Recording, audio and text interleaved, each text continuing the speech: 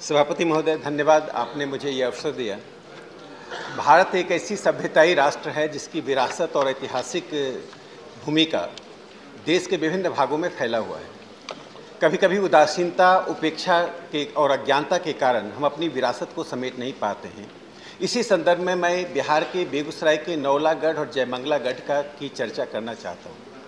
ये दोनों क्षेत्र वे हैं जो पाल वंश, जिस पाल वंश ने भारत के इतिहास में एक बहुत ही महत्वपूर्ण और निर्णायक भूमिका अदा की थी, जिसमें देवपाल और धर्मपाल दोनों का नाम हम जानते हैं, जिन्होंने विक्रमशिला और नालंदा जैसे विश्वविख्यात विश्वविद्यालयों की स्थापना और उसको संरक्षण दिया था।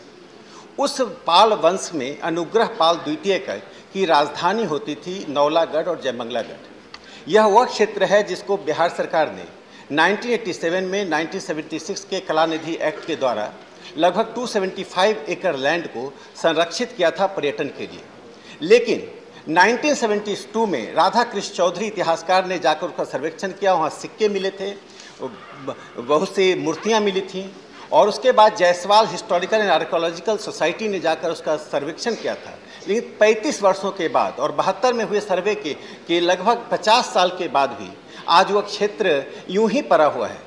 यदि उस क्षेत्र का संवर्धन करते हैं तो और उसका रिसर्च करते हैं तो इसमें ASI, कल्चर मिनिस्ट्री और पर्यटन मंत्रालय तीनों की भूमिका है। मैं इस बात को इसलिए रखना चाहता हूँ, 3 बातें इससे रेखांकित होती हैं। पहली बात कि भारत में जो मोनार्की था, मोनार्क राजतंत्र होते हुए भी पाल वंश में मोनार्की विथ डेमोक्रेटिक आउटलुक, दुनिया के मोनार्की से कैसे हमारी मोनार्की भिन्न थी, यदि उसका हम सर्वे करते हैं, हम उसके इतिहास को टटोलते हैं तो वह एक विषय मिलेगा।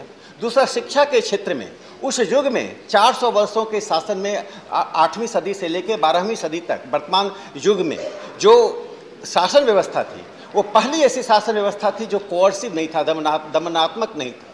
तीसरी जो महत्वपूर्ण बात है कि उनका योगदान कला में, चित्रकारी में, वास्तुकला में, धातु कला में था।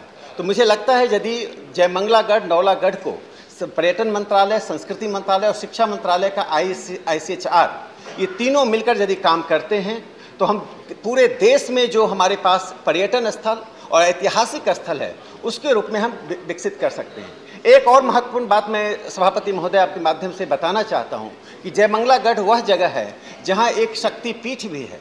तो जो देश में शक्तिपीठ हैं उनमें से एक शक्तिपीठ जयमंगलागढ़ में है।